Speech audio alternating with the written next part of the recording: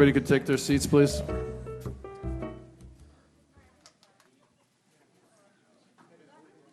This meeting is being recorded. Okay, I'd like to call this meeting to order. Welcome to the RTM regular monthly meeting of the town of Fairfield of Monday, January 23rd, 2023. Can the clerk please take the roll? Ed Bateson. Here. Marty Fury. Here. Melissa Longo. Here. Amy Ruggiero. Bill Gerber. Here. Karen McCormick. Here. Cindy Parham. Here. Jeff Steele. Here. Alex Durrell. Here. Jeff Galdenzi. Here. Tom Lambert. Here. Sharon Pastilli. Here. Laura Carson. Here. Michelle McCabe. Here. Marcy Spallier. Here. Liz Esma. Here. Jennifer Barahona. Here. Josh Garskoff. Here. Joe Siebert. Here. Jay Walk. Here. Steve Barretts. Here. Hannah Gale. Here. Andy Graceffa. Here. Lisa Havey. Here. John Kuhn. Here. Mark McDermott. Here. Jill Vergara. Here. Karen Wackerman. Here. Cameron Chiniski. Here. Hank Ferens. Here. Pamela Iacono. Here. Jim Myers. Here. Christine Brown. Here. Drew Georgiadis. Margaret Horton. Here. Kelly Cinto. Here. Ken Astorita. Here. Peter Britton.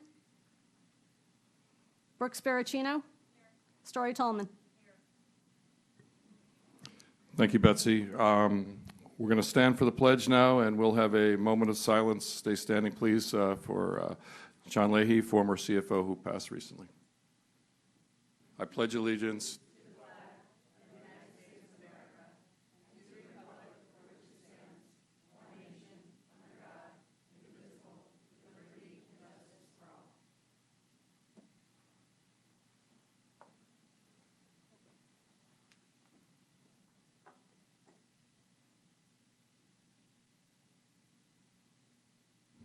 Okay, thank you.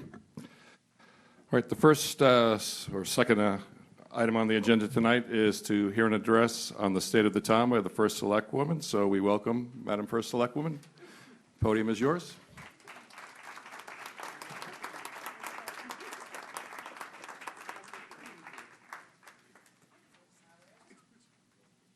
The whole.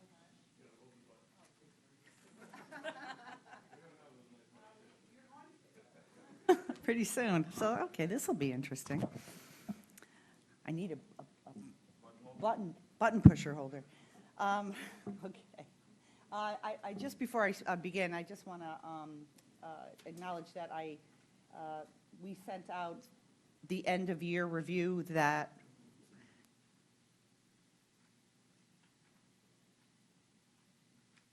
Stay here and hold the button.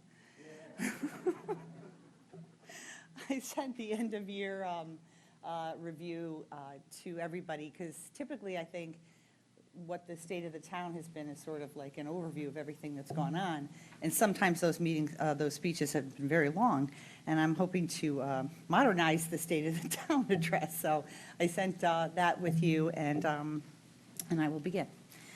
Good evening, members of the RTM, distinguished guests, and my fellow citizens. In January of 2020, barely 2 months after being sworn into office, I delivered my first State of the Town address, invoking the memory and service of two individuals who held this office before me, John Sullivan, a Democrat, and Jackie Durrell, a Republican. John and Jackie led the town for a combined total of 34 years. Neither were guided by their political parties, but rather by their love of Fairfield and their commitment to work every single day for the residents of our town. I admired their leadership when I was growing up here in Fairfield, but even more so when I became the first Selectwoman. To me, public service is about putting people before politics, results over rancor, and leading with integrity and common sense. Over the last 3 years, I have appointed Republicans and Democrats to serve in key positions of trust and accountability in my administration, to lead town departments. Actually, I've appointed more Democrats than Republicans. I believe a balanced government that incorporates the most qualified people results in a stronger, more effective government. We can disagree on policy, as we sometimes do. But as elected officials and citizens, we should always engage respectfully on important issues facing our community.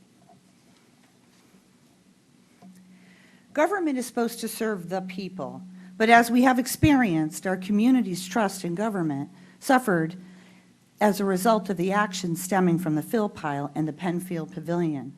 Each of us have a responsibility to work together for the citizens who put their trust in us.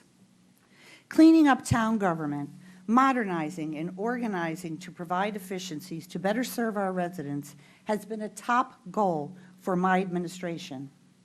I am still amazed 3 years in to my term with the continued discovery of how past mismanagement requires my administration to implement even more fundamental protocols and policies, which should have been basic practices for any municipal government.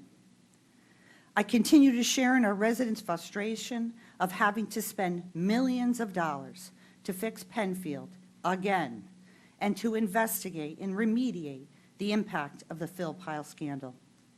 These are certainly not items any of us would choose to spend hard-earned tax dollars on. The days of Fairfield officials breaking laws and disregarding regulatory agency directives because it may be politically expedient are over. The needs of Fairfield's residents and businesses has changed over the last decade as our population and economy has grown, demanding greater attention from the town to facilitate this growth. Businesses innovate and modernize, and so should the town. This is exactly why my administration has been focused on doing this for the last 3 years. We have added a great deal of new technology to help make it easier for residents and businesses to work with our town. Positions no longer required have been consolidated and replaced with new positions that better fit the operational needs of our growing community. 2 of our busiest departments, engineering and human resources, are prime examples of this approach and the importance of this reorganization effort. They finally have the necessary staffing to meet the needs of today's infrastructure challenges and projects, and ensures we are building a workforce that is highly trained and responding to a 21st community. Town governments are facing significant recruitment and retention challenges in a post-COVID world and in an inflationary economy. Making sure we have proper policies, protocols, support, and training for our employees is critical for Fairfield's future. Having professional staff who are educated in their field can best serve our residents are critical to our collective success. As with any organization, success depends on the people who work within that organization, and the same is true for municipalities. I want to thank and acknowledge all our town employees who work hard every day on behalf of our residents, and I just want to, for a moment, I just want to ask everybody who does work for the town of Fairfield to please stand and be recognized for really all your hard work.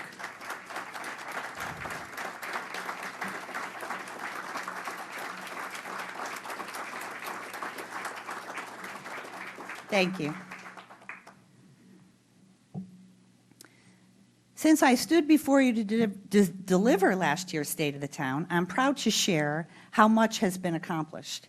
I continue to prioritize transparent communication as a fundamental component of governing, keeping residents updated through my bi-monthly newsletter and with the Year in Review update has been a welcomed new connection between town government and the people we serve. While many of the initiatives in town have been shared in recent newsletters, I did want to take time to mention a few of the highlights this past year. My administration supported 75 new brick-and-mortar businesses opening their doors.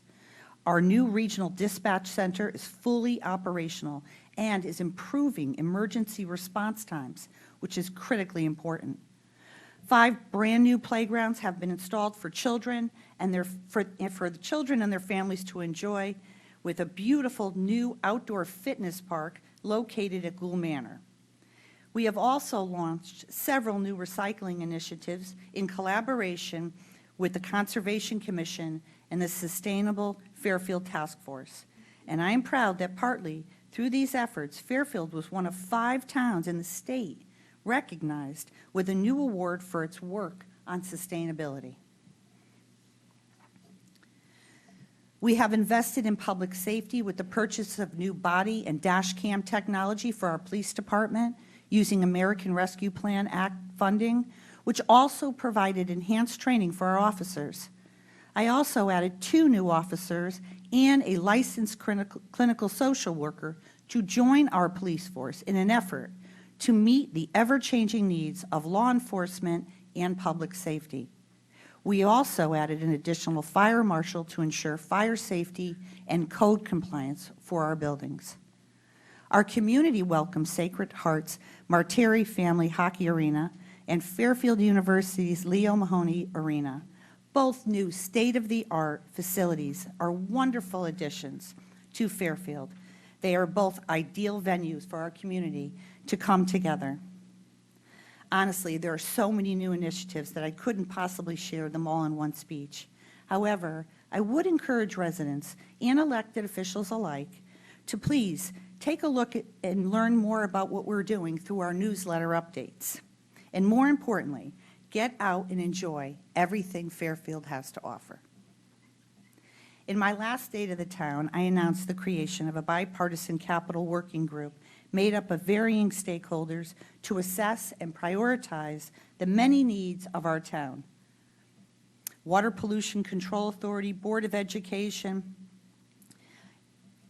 all of these projects that they have on their horizon.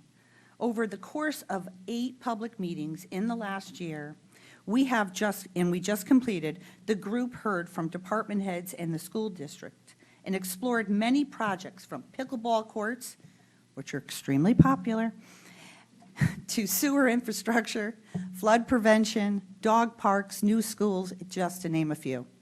This process is new for our town, but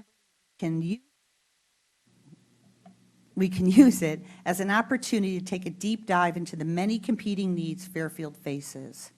It's not an easy task, and I really want to thank those who participated in this process and provided helpful and genuine input. And I'd like to acknowledge our members on the RTM, Mark McDermott and Ken, and I would also like to acknowledge our Board of Finance Chairwoman Lori Charlton and Mr. Walsh from the Board of Finance, and also the Chair and Vice Chair of the Board of Education. We really, if you have a chance to go take a look at the website, we have cataloged all the meeting links and all the backup data, and I think it's going to be really helpful for not only elected officials, but also for our residents to see, where we are and what things are going to cost and what are our priorities. So I hope you do take time to take a look, and I want to thank the members again for their time. I also implemented a bonding cap in consultation with the town's financial advisors to control the amount the town puts on its credit card and to protect our fiscal health and guide our capital planning process.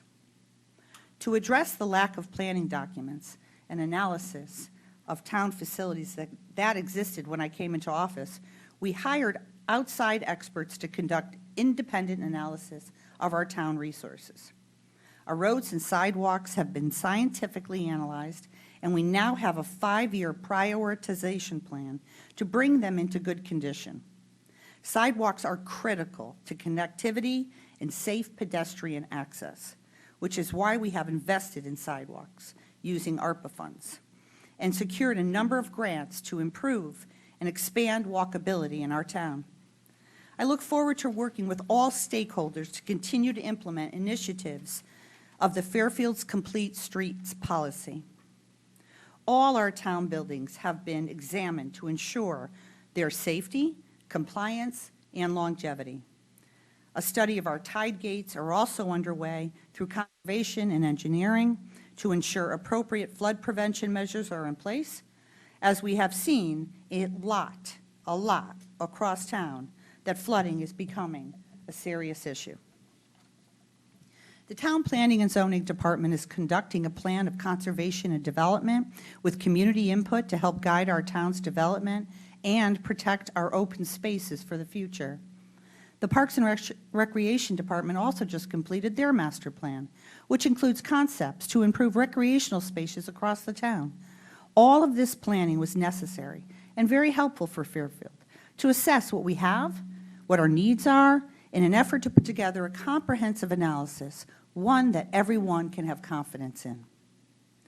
While I've also made it a top priority to grow our commercial tax base, we must continue to enhance that growth, which will help lessen the burden on our residential taxpayers.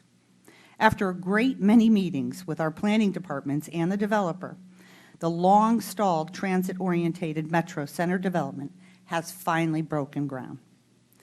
This project provides an opportunity to expand office and retail space and a much-needed hotel in Fairfield.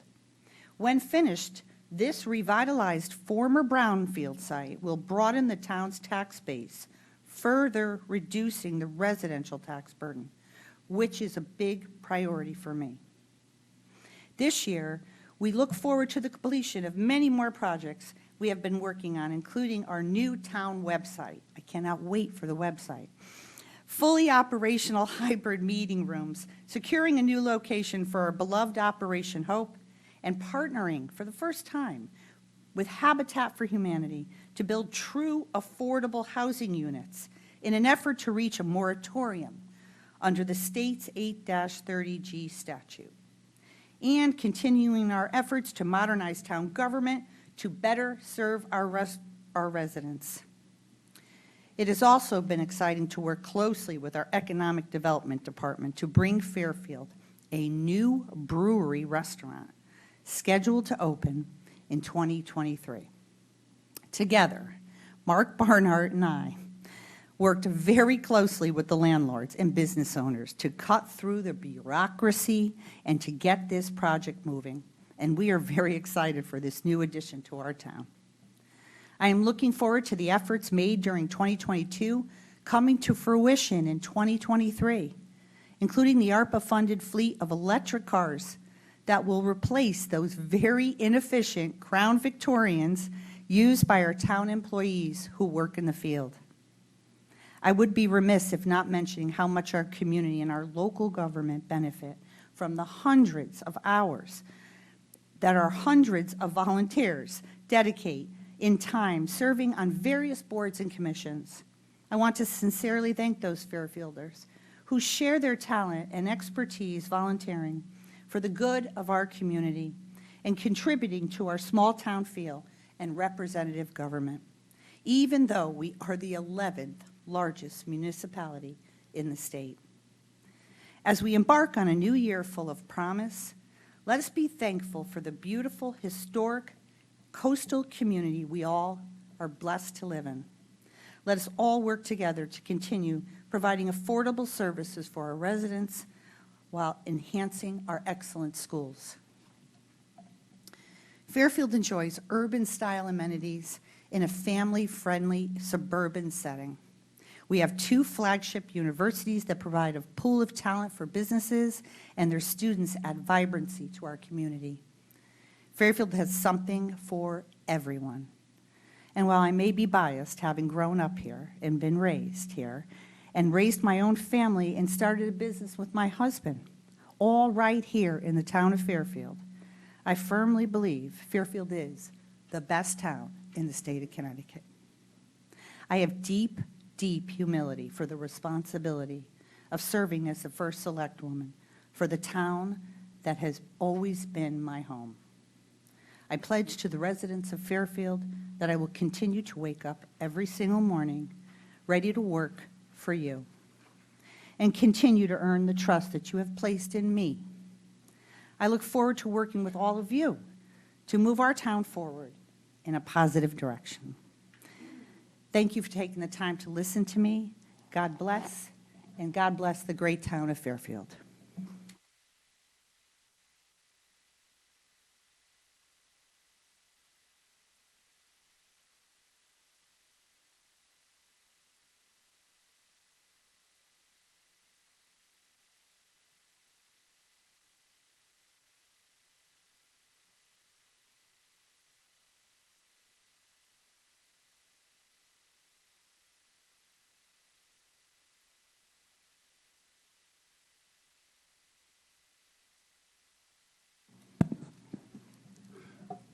Thank you, Madam First Selectwoman, for joining us tonight. And there's a lot on your plate, and we've got a lot of the good things happening, and we just need to continue that push forward. Item number three, item number three, we heard last week in committees to receive the report from the first selectwoman or designee, which was Town Attorney Baldwin, on the lease of town properties. Item number four, we also heard last week in committees to hear a report from the blight officer concerning condemnation and blight. We also heard last week, item number five, to receive a report from the first selectwoman or a designee regarding the recovery of costs related to properties with breaches of peace, public disturbances, and disorderly conduct. So that will bring us to item number six, to consider and act upon the minutes of the regular meeting held on December 19, 2022. Can I have a motion to approve? Representative Carson, seconded by Representative Chiniski. Does anybody have any changes or comments on those minutes?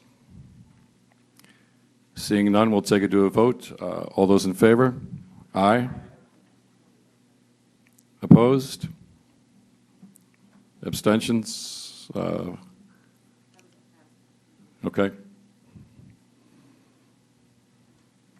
So that was one abstention? Okay, great. Motion carries. Thank you. The next three items, item number 7, 8, and 9. Item number 7 is the alternate to the Harbor Management Commission.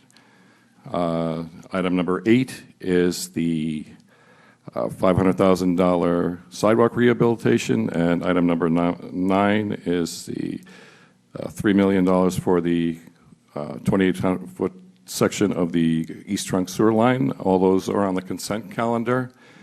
Can I have a motion to approve? Representative Bateson, seconded by Representative Iacono. Okay. I see nothing on there. Okay. We'll take that to a vote. All those in favor? Aye. Opposed? Abstentions? Okay. Motion carries unanimously. Okay. We are now on item number 10, to hear, consider, and act upon a redistricting ordinance in accordance with Section 9-169 of the Connecticut General Statutes as recommended by the RTM Redistricting Committee. Can I have a motion to approve? Representative Siebert, seconded by Representative Wackerman. Thank you. Do I have any further comments, questions? Representative Iacono?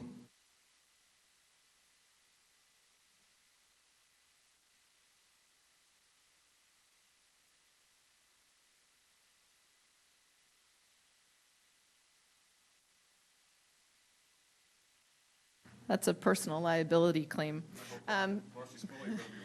Representative Iacono, District 8, member of the Redistricting Committee. And I did, Mr. Moderator, just want to take a moment to thank the work of the committee and to remind the body that when people put politics aside and work together for the betterment of the town, great things can be accomplished. And that's what has to happen when you're working on a redistricting committee. This is the second time I've done this. It's the second time where I've been able to participate in having meaningful, honest conversations with people. And it was a humbling and great experience the first time I did it. And when we took it back up again the second time, we were able to work well together doing that again. So please let that be an example to all of us as we move forward to finish out the rest of the session. And I certainly hope that you will support our endeavor that Representative McCormick and Representative Wackerman and Representative Spolier and I worked really hard on to do for all of you. So thank you very much, and obviously we'll be supporting this motion this evening. Thank you, Representative Iacono. Representative Zesma?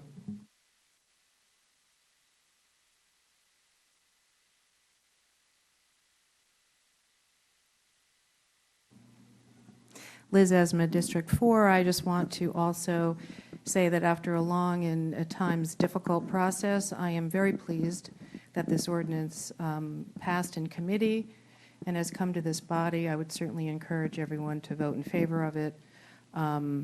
I want to particularly thank, I don't think he's here, the Democratic Registrar of Voters, Matt Wagner, contributed just invaluable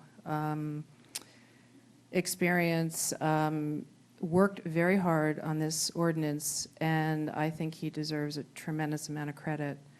I agree that partisanship has absolutely no place in a process like this, and I think we should hold ourselves accountable to that going forward for every initiative and piece of legislation that we undertake. Thank you.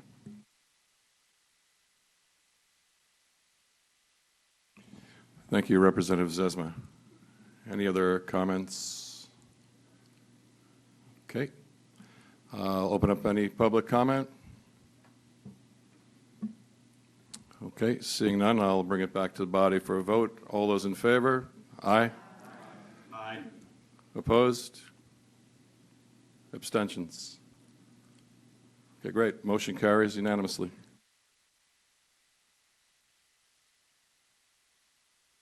And I, too, want to thank the four of you for getting this done, and you put a lot of work into it, extra time on yourselves, so I truly appreciate it. Thank you. Okay, number 11, to consider and act upon any other matters presented to said meeting and which may be properly acted upon under the rules of the representative town meeting. Does anybody represent Viacona?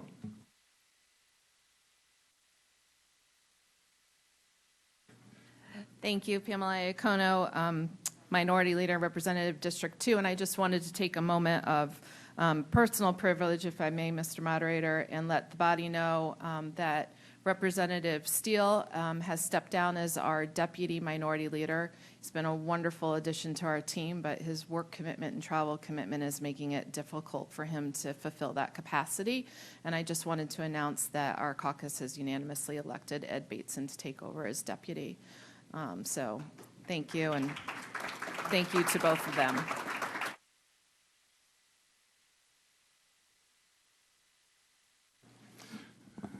Thank you, Representative Iacono, and thank you, Jeff. Hopefully everything goes well. And Mr. Bateson, congratulations. Okay, we're going to adjourn the meeting. We're going to, after we adjourn this meeting, Majority Leader Zesma will give the rebuttal to the state of the town from the first Selectwoman. So you can stay if you want. You don't have to, obviously, but it's all up to you. But I'd like a motion to adjourn. Representative Lambert, seconded by Representative Carson. All those in favor? Aye. Opposed? I've never heard anybody oppose an adjournment. Abstentions? Motion carries unanimously. Good night, everybody. See you next month. Everybody could take their seats, please.